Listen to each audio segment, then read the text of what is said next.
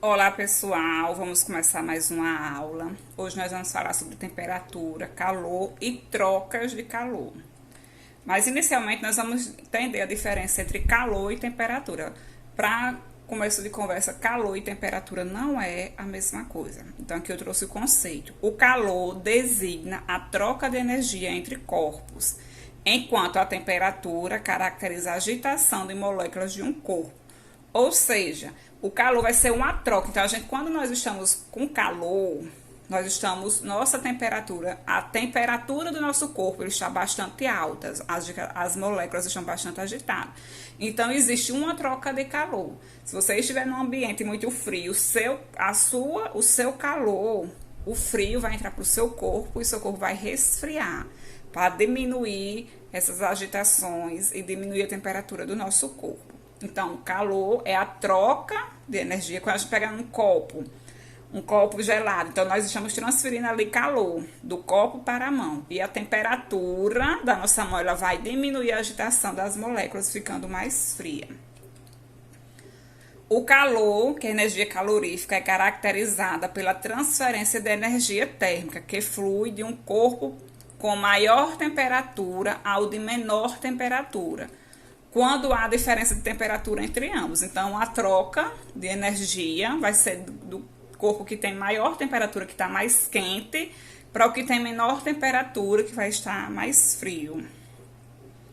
O equilíbrio térmico ocorre quando dois corpos, por meio de transferência de calor, atingem a mesma temperatura. Então, quando essa energia está sendo trocada, vai existir um equilíbrio. Então, os dois corpos, tanto o que estava mais quente quanto o que estava mais frio, eles vão ficar na mesma temperatura.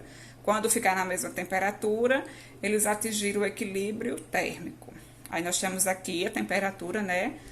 O termômetro ele está medindo essa questão do grau de agitação de temperaturas e o sol ele está trocando energia com o corpo, com as plantas, entre outros. Medir a temperatura. Para medir a temperatura é necessário um aparelho chamado termômetro, que ele pode ser feito de mercúrio, ele pode ser digital, existem vários tipos de termômetro, mas esse aqui que nós estamos falando é especificamente feito de mercúrio, cujo valor pode ser apresentado em escalas. Então, o termômetro ele pode ser medido em 3 escalas. A escala Celsius, que é a que a gente utiliza, por isso que tem uma bolinha, o C, que representa o Celsius. Nós temos o Kelvin, que é o K, e o Fahrenheit, que é o F, também com a bolinha. Então, isso dependendo do país, eles vão ter esses 3 tipos de escalas. No entanto, o Kelvin, o valor absoluto, o valor do ponto de fusão da água é de 273 K, que é 0 graus Celsius, e o ponto de ebulição é 373 K, que corresponde a 100%. Então, a água vai entrar em fusão, ela vai começar a congelar. Ponto de fusão quer dizer que ela congela, ela vai começar a descongelar em 0. Abaixo de 0, que a gente tem aqueles graus negativos, ela ali ela tá congelada. Ficou em 0, ela vai começar a entrar em fusão, ela vai transformar do gelo para o líquido. Então, ela vai aumentando. Chegou em 10, ela já está descongelando. 20 graus Celsius, a temperatura. Nós estamos em Caicó, uma temperatura média de 37, 38 graus Celsius. Então, a temperatura é bastante elevada. 100 graus Celsius é quando ele começa a entrar em ebulição, ou seja, ela começa a ferver. Então, ela vai sair do estado do líquido e se transformar em estado de vapor. Na escala Fahrenheit, o ponto de ebulição da água é de 32 Fahrenheit, enquanto o ponto de ebulição da água é 212, que corresponde a 100 graus Celsius. Aí eu trouxe aqui, certo? Alguns termômetros com isso. Aqui é Fahrenheit, não sei se dá pra ver, né? Aqui é Fahrenheit, aqui é Celsius. E ele está na temperatura quente. E aqui atingindo os 100 graus Celsius. E aqui ele está na temperatura fria, que ele corresponde a 32 Fahrenheit, que é 0 graus Celsius. Então, para vocês entenderem melhor, eu trouxe aqui, ó, a escala Celsius, que ele vai ter como ponto de fusão de gelo para congelar. Vamos usar isso aqui, o ponto que ele vai congelar a 0 e que ele vai ferver a 100. Já a Fahrenheit, ele vai congelar a 32, vai entrar em ebulição, vai ferver em 212. O Kelvin, ele vai entrar em ebulição, desculpa, em ponto de fusão, ele vai congelar em 273 e ele vai entrar em fusão, em ponto de ebulição, que vai ferver a 373. Propagação de calor. Esse calor, ele pode se propagar de várias formas. Tem a condução. A propagação de calor pode ocorrer de 3 maneiras, a saber, condução, convecção e irradiação. Condução térmica, a transferência de calor é dada pela agitação das moléculas. Por exemplo, ao segurar uma barra de ferro e aquecer a outra extremidade, em pouco tempo a barra inteira se aquecerá. Aí eu trouxe aqui, se você pegar o foguinho, botar uma barra de ferro, ela vai começar a esquentar aqui, depois vai ficar totalmente quente. Por exemplo, uma colher de ferro, se você botar dentro da água quente, inicialmente ela vai ficar normal, com o tempo ela vai se aquecer todinha. Quando você vai pegar novamente, ela já está quente. Outro exemplo é o cabo. Aqui, ó, eu trouxe a água fervendo e a colher aqui, ó, a colher, ela esquentando e transferindo essa quantidade de calor para toda a extremidade. Outro processo, a convecção. Convecção térmica, a transferência de calor ocorre entre líquidos e gases. Isso é o que acontece com o aquecimento de uma panela, onde cria-se correntes de convecção e a água que está próxima do fogo sobe enquanto a água fria desce. Aí vamos ver algum exemplo. Aqui a geladeira. O congelador na parte de cima, ele é frio e embaixo é quente. Então, o que é que acontece? Acontece a convecção, que é as trocas de calor, as trocas das correntes, o frio com o quente. O que é que acontece? O frio, o ar frio, que é aqui feito no congelador, ele vai descer, vai resfriar os produtos debaixo da geladeira e o ar quente ele vai subir. Então, ele vai ficar nessa corrente, vai ficar descendo e subindo, descendo e subindo. Desce o ar frio, sobe o ar quente. Outro exemplo, um ar-condicionado. O ar-condicionado, se você posicionar o ar-condicionado na parte de cima da casa, o ar frio ele vai descer e o ar quente vai subir. Se você colocar a mão acima do ar-condicionado, essa parte aqui de cima vai estar toda quente. Por quê? Porque o ar frio ele é mais pesado. No que ele é mais pesado, ele desce. Já o ar quente sobe. Quando é em países frios eles colocam aquecedores aqui na parte de baixo. Justamente por isso, porque o ar quente ele vai descer e o ar frio ele vai subir. Então vai ficar nessa troca. E o outro exemplo é o da chama, né, do fogão que a gente falou. A água na chaleira, a água ela vai esquentar embaixo e vai subir, gerando essas correntes de convecção. Vai ficar girando. O quente sobe, o frio desce. O quente sobe, o frio desce. Sempre nessa estrutura. Próxima, irradiação. Irradiação térmica, o calor é propagado por meio de ondas eletromagnéticas, sem que seja necessário o contato entre os corpos. Por exemplo, ao se aquecer perto de uma lareira. Como são ondas eletromagnéticas, o Sol ele envia essas ondas eletromagnéticas para a Terra, que são os raios infravermelhos. Os infravermelhos, aquela que a gente faz, vamos nos proteger contra o Sol. É justamente essas ondas eletromagnéticas que vai nos aquecer. E o outro exemplo da lareira, né? O calor vai se passar para o corpo devido a essas ondas. Aí nós vamos falar um pouquinho sobre o aquecimento global. O aquecimento global refere-se ao aumento da temperatura média do planeta ao longo dos tempos. É o caso e é causada pelas práticas humanas. Então, o aquecimento global, ele existe. Sempre existiu e sempre vai existir. Só que o que é que acontece? Nós estamos acelerando, estamos tornando mais rápido esse aquecimento. Um aquecimento que era para acontecer em 100 anos, nós estamos reduzindo para metade. Está acontecendo em 50 anos. E como é que isso acontece? O aumento da temperatura do planeta.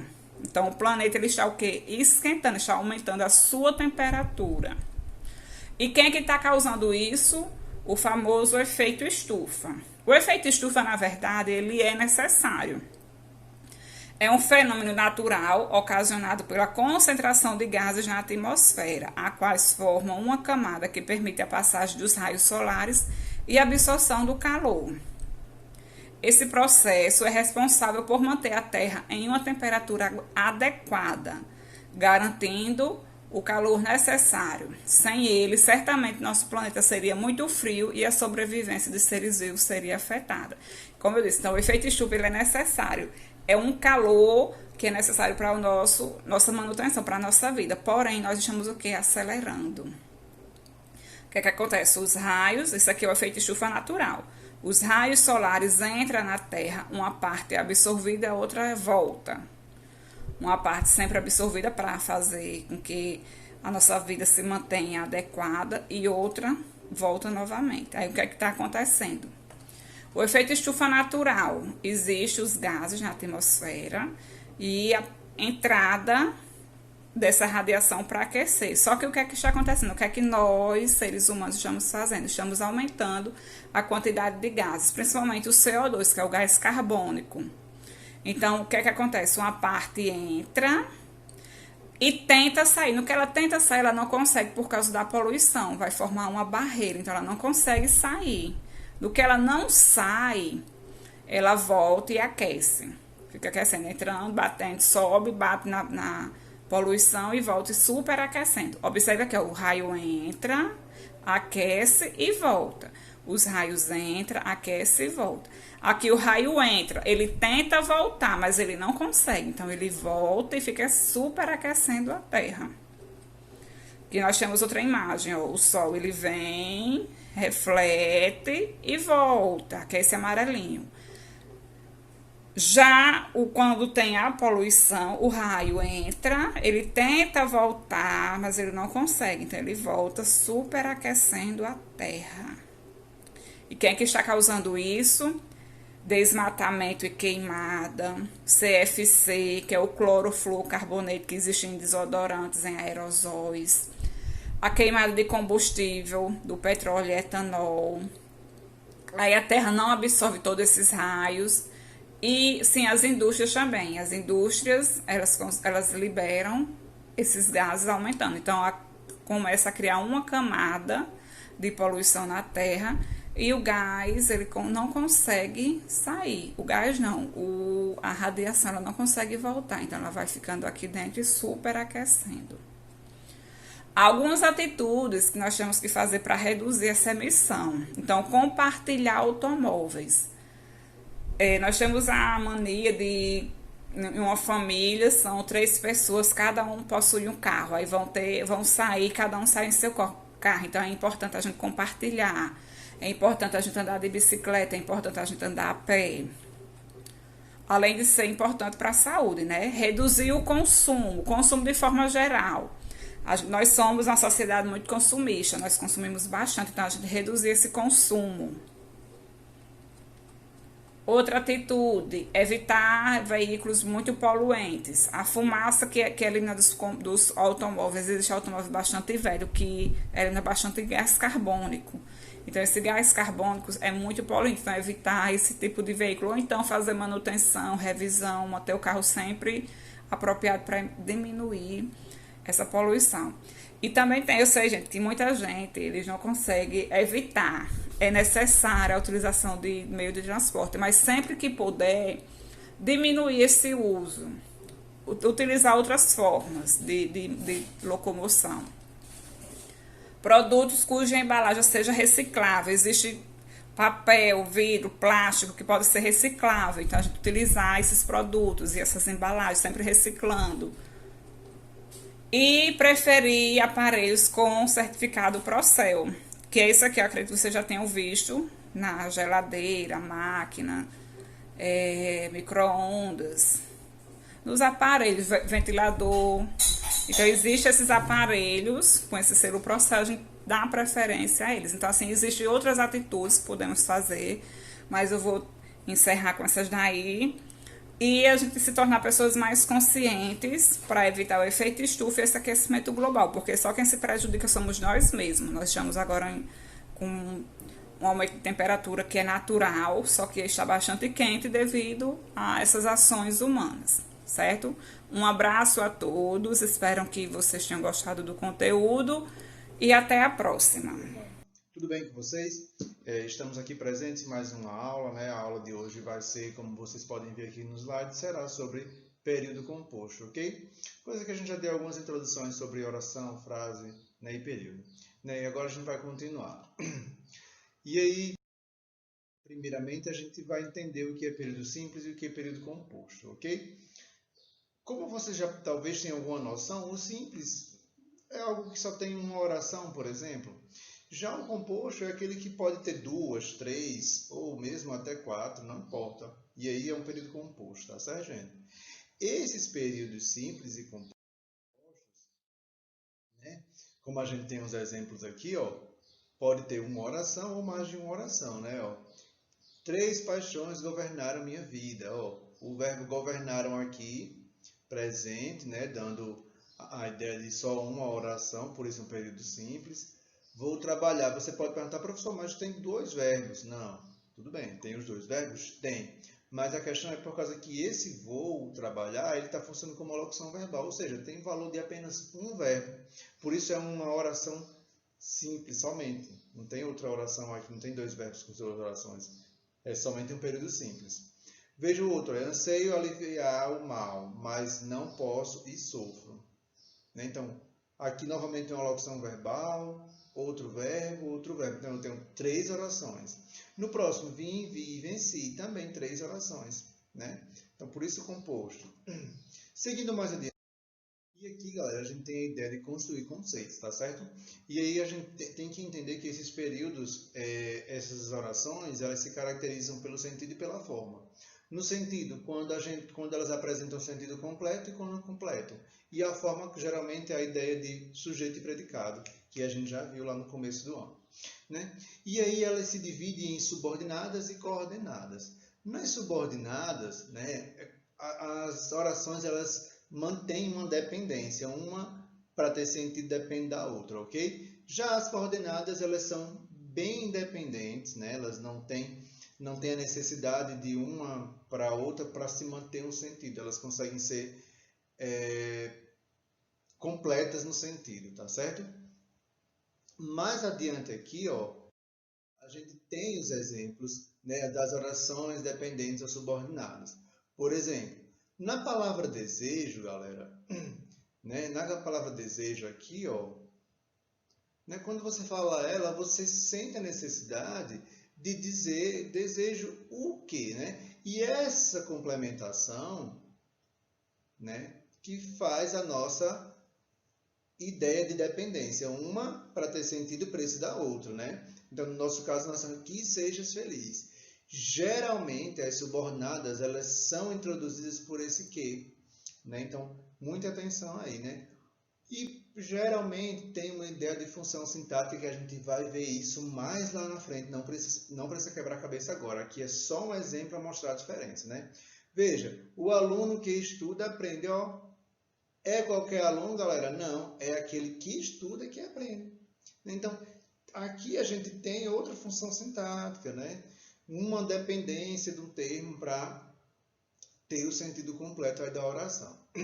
Mais adiante, aqui a gente tem um exemplo das coordenadas. Né? A gente tem, ó, veja que, lembra que eu falei da independência? Elas não precisam de depender para ter sentido, pois bem. Veja, saímos cedo, chegamos na hora marcada. Cada uma tem o seu sentido completo.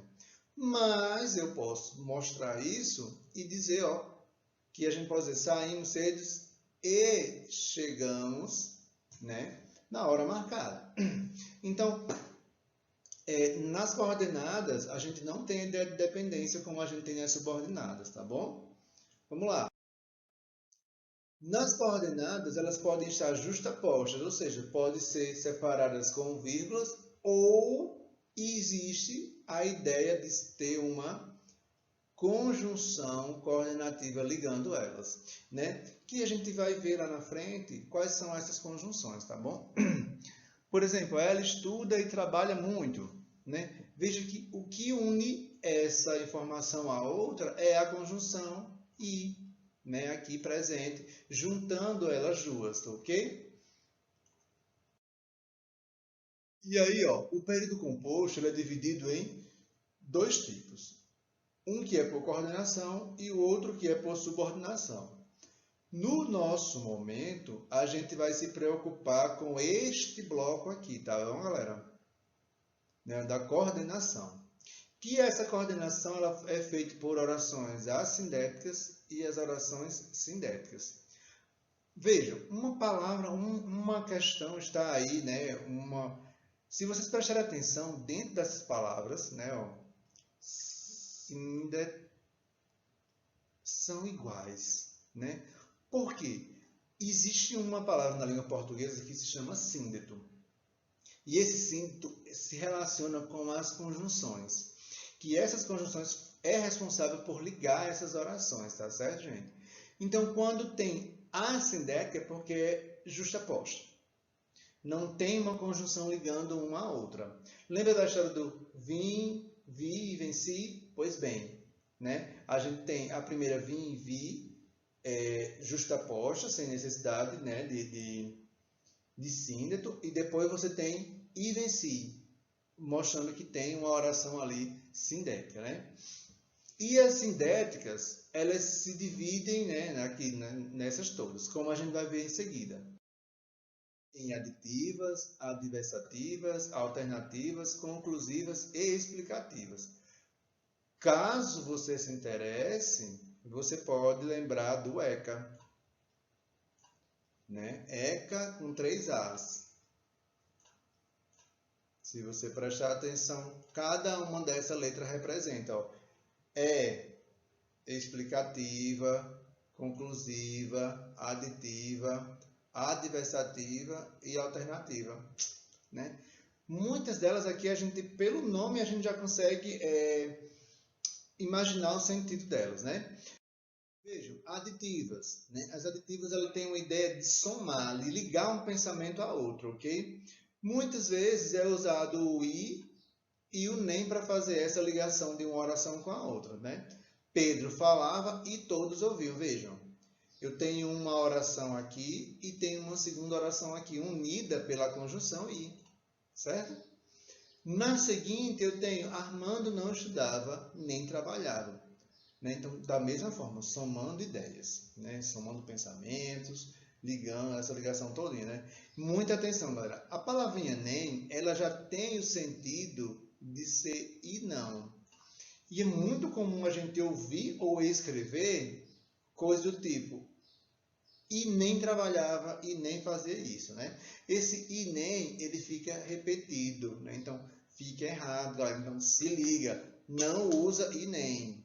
Se for com essa ideia, usa só o nem. Resolve o seu problema, tá bom? Vamos lá. E aqui, ó, muitas e muitas vezes a gente vai ver que o i, a conjunção i, ela está empregada sempre com a ideia de adição. Atenção, galera, observação aqui, ó. Às vezes acontece dele funcionar com a ideia do mas, tá bom? Estudou tanto, mas não foi aprovado. Né? Vejam, quando a gente tem antes a gente viu que era aditiva, mas no sentido de quando você lê todo o período, você vê que não é uma soma de ideias, não está ligando pensamento. Pelo contrário, está dando uma ideia oposta ao primeiro. Então, a gente chama de adversativa. A gente vai ver agora adversativas. As conjunções que funcionam como adversativas geralmente são o mais, o porém, o contudo, entretanto, no entanto, todavia. Sempre uma ideia se opondo à outra. Então, a adversativa, uma ideia se opõe à outra, né? Veja só, Pedro está feliz, mas não tem nenhum motivo especial.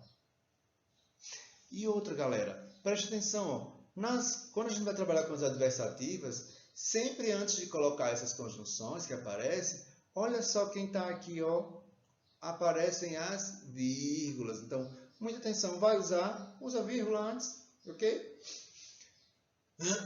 Então, são essas palavrinhas aqui, esses síndetos ou essas conjunções que são usadas com valor, ou seja, com sentido de adversativa, tá certo, galera? Mas aqui, ó, a gente tem que ter um cuidado aqui, ó, nas adversativas, tá certo? Quando a gente usa um adversativo é por quê? Porque, ó, veja só, Sandra não é inteligente, mas é linda. Veja, a característica linda é mais importante para quem está dizendo sobre a característica de ser inteligente. Então, assim, é muito comum que a gente diga algo e depois você diga esse mais, ou porém, ou portanto, ou contudo, uma dessas conjunções aí, né, você dizendo isso, e o que acontece? Que essa informação que vem junto desse mais, porém, contudo, né, é mais importante porque você quer enfatizar ela em relação à outra, certo? Então, veja, Sandra não é linda, mas é inteligente. Veja, o que é que você está enfatizando aqui? O que é que você quer dar foco? A inteligência. No outro era que era linda. A primeira parte da oração não tem tanto valor para a gente quanto a segunda, tá bom? Outra. É muito comum a gente ouvir por aí afora a pessoa se repetir tanto em mas, porém, contudo, entretanto, todavia. Não precisa, galera. Usa somente um, tá bom? E estamos tudo certo, ó. A forma correta é usar apenas um. Não precisa ficar repetindo, porque fica errado, tá bom? Seguindo aqui, a gente tem as alternativas. Como o próprio nome já diz, a alternativa tem a ideia de alternar, né? De separar, de excluir ideias. O candidato ora apoiava, ora combatia o presidente. Irei à festa sozinho, quer você queira, quer não. Compre uma cerveja ou um uísque. Percebam, ó, sempre tem a presença dessas conjunções aqui, ó, né? Mostrando a alternância entre os termos, certo? Não é muito fácil a alternativa, não tem muita dificuldade. Conclusiva, a ideia de concluir um pensamento, um raciocínio que já foi dito antes, certo? E aí, muito comum você encontrar ó, logo, pois, portanto, por conseguinte, por isso, assim, de modo, certo? Aí veja, o céu está estrelado. Veja, tem uma informação dita. Logo não choverá. Então é uma conclusão a respeito do que eu raciocinei anteriormente. Ele é bondoso, por isso todos o estimam da mesma forma. Então você pode, qualquer uma dessas palavras aqui vai estar funcionando como conclusão, tá bom, gente? Então é mais outra aí que você pode usar na redação. Estou escrevendo meu parágrafo final, eu quero concluir a minha ideia, então logo, por isso, por conseguinte, portanto. Então, se liga nessas palavras para usar no seu dia a dia, ok? E aí, atenção, a palavrinha pois, ela deve ser usada sempre próximo ao verbo, certo? Nunca só explicativas, ó. Sempre tem o pois, o porquê, o portanto, né? O que sendo equivalente a porquê, né? Sempre justifica a ideia anterior, né? Enquanto a outra conclui o raciocínio, essa justifica, né? Entre que está chovendo, né? Cumprimente-o, pois hoje é seu aniversário. Normalmente justifica uma ordem, uma sugestão ou uma suposição anterior, né? Então, a gente observa que nas orações que são explicativas existe uma ideia de uma ordem, ou uma sugestão, ou mesmo uma suposição anterior, certo? Então, muita atenção que consegue ver isso claramente quando você lê a oração todinha, ou melhor. Nas coordenadas, né, a gente tem que ter muito cuidado com explicação e causa. São bem parecidas, tá certo? Mas a gente tem que observar o seguinte. O que foi dito antes de aparecer a conjunção? Ok? Veja, na primeira, né, que é a explicação, estude bastante, porque diz depende do seu futuro. Na outra, estava cansado porque vinha de uma longa caminhada. Atenção, estava cansado, já está mostrando para você o estado que a pessoa se encontra, né? Já é um fato ocorrido, né? Aí agora a pessoa está mostrando a causa do que fez o fato. E na outra não. eu tenho o fato e depois eu tenho melhor, ao contrário. Eu tenho a causa, né? E depois o fato. Muito louco isso, né? Mas a ideia é essa, gente. É você perceber o seguinte. E outra, você pode se atentar à vírgula. Quando eu tenho a vírgula, eu tenho uma ideia de explicação. E quando eu tenho uma ideia de causa, eu não preciso usar a vírgula. Truquezinho aí, macete dado. E aí a gente tem umas questões para a gente trabalhar e ver como é que funciona na prática isso, né? Veja que aqui na nossa questão está pedindo que a gente use ou assinale a alternativa que não apresenta uma frase coordenada assindética, ou seja, vai ser aquela que tem um síntese, ou seja, aparece uma conjunção. Letra A. Na festa de Natália comemos, cantamos, dançamos a noite toda. Apareceu alguma conjunção? Não. Então, ela continua sendo assindética. Eu estou procurando uma sindética, certo? Não beba quando está comendo. Ficará com dores de estômago. Também não apareceu nada daquelas que a gente viu, né? O funcionário não quer trabalhar, aprender, estudar. Também não apareceu. Cheguei cedo, portanto, tereis de esperar a escola abrir. Olha aqui, ó, portanto. Certo? Então, resposta, letra D. Veja, não apresenta uma frase coordenada assindética. Todas são assindéticas. A gente está procurando uma sindética. Por isso que a resposta é a letra D de dado. Próximo. Eles estão brigando muito. Logo irão se divorciar. A frase acima é uma oração coordenada. De que tipo? É explicativa? Veja, eles estão brigando. Já está acontecendo algo. Então, eu preciso explicar isso? De jeito nenhum. Eles estão brigando muito. Logo irão se divorciar. Vejam. É uma briga, né, que está acontecendo. Olha o que pode causar. Então, a gente vai ser... Olha a conclusão da ideia. Então, a gente vai na conclusiva como resposta certa, galerinha esperta. Então, resposta correta para a letra B de bola. Próxima questão. Classifique as orações de acordo, né, com o que tem aqui. Como eu não vou escrever, eu vou por cores, ok? Eu vou usar o roxo para marcar a aditiva. Ou melhor, o vermelho, no caso. Veja. Não fale mais que ele já ouviu o suficiente. Não é aditiva. Então, não vou marcar essa.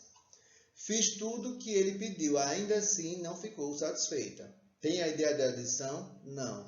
Cheguei e fui tomar banho. Esta sim. Então, eu posso dizer que ele é aditiva.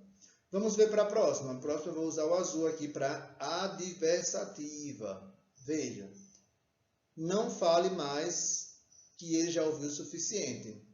Não tem ideia de adversativa. Fiz tudo o que ela pediu. Ainda assim, não ficou satisfeita. Veja. Aquelas coisas. Qual é a parte mais importante dessa oração aí? É a segunda parte. Ainda assim não ficou satisfeita. Então, quando a gente tem esse tipo de relação, né, uma ideia se opondo à outra, a gente chama de adversativa. A próxima que a gente vai ver aí é a alternativa. Então, qual delas a gente vai ser, né? A letra A não tem como ser alternativa. Vamos ver a letra C? Ora cumprimenta, ora não cumprimenta. Então, se eu tenho uma alternativa, então eu tenho a letra D como alternativa. Na conclusiva... Opa, não. Essa mesma coisa já foi. Na conclusiva... Né, vamos ver. Vamos procurar a conclusiva. O diretor ainda não chegou. De modo que não podemos começar a reunião. Vejam. Está aqui a resposta. Qual é a conclusão pelo fato de ele não ter chegado? De não poder começar a reunião, né? E por último, sobrou só a explicativa, que é a letra A, certo? Então, essa é a parte prática da nossa atividade. Então, galerinha, aqui as referências que eu usei para montar a aula, para os slides e tudo mais, até as questões também, né? Espero que vocês tenham gostado, tenham conseguido aprender, né? De todo o meu coração, quero que vocês fiquem bem e tentem fazer a atividade da melhor forma possível. Um abraço e até a próxima.